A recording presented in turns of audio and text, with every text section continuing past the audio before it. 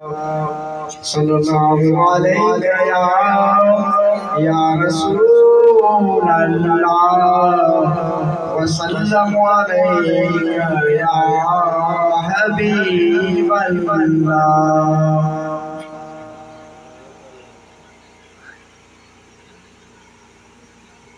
मौला जिधर अज भी गंज मिले तो इधर जे गुलाम के सीसों जले तो मौला जिधर अज भी गंज मिले तो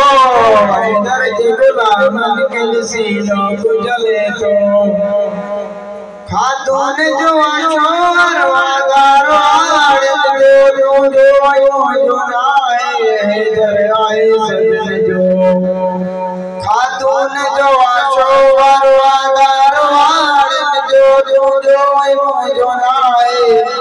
इधर आए सजन जो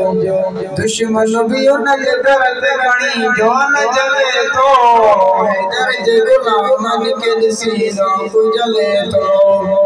मौला जिधर अज भी गंज मिले तो इधर जे गुलामन के सीनों को जले तो मराब के पलक में ताकत बनी दसे आशिक आया नबी जो शेरे खुदा जय मराब के पलक में ताकत बनी दसे आशिक आया नबी जो शेरे खुदा जय खुशबू जगते तो इधर जे गुलामन के सीनों को जले तो मौला जिधर अज भी गंज मिले तो इधर जे गुलामन के सीनों को जले तो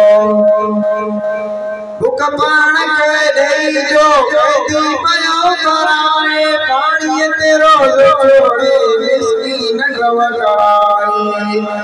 बुक पान के दे जो कैदी पयो कराए पानी तेरो छोड़े मिस्कीन गवा कराए बेअदब पंजतन जो दर रुले पिने तो इधर जे गुलामन के सीनों को जले तो मौला जिधर अज भी गंज मिले तो इधर जे गुलामन के सीनों को जले तो हसनैन जो आवाज़ राजा हबीब जो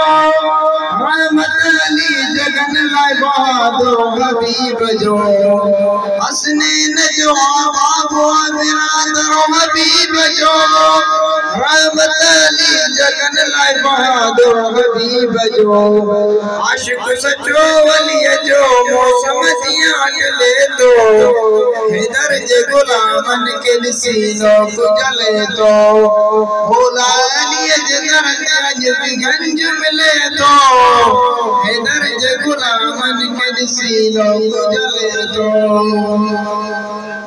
क़यामत नहीं महेशर मुश्किल कुशालिया इधर बिना नदी मलिवार नबी गलिया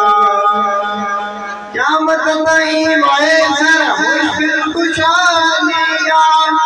इधर बिना नदी मलिवार नबी गलिया अलमद मयाली जय मोमिन सदा के ले तो इधर जे गुलामन के सीनों को जले तो।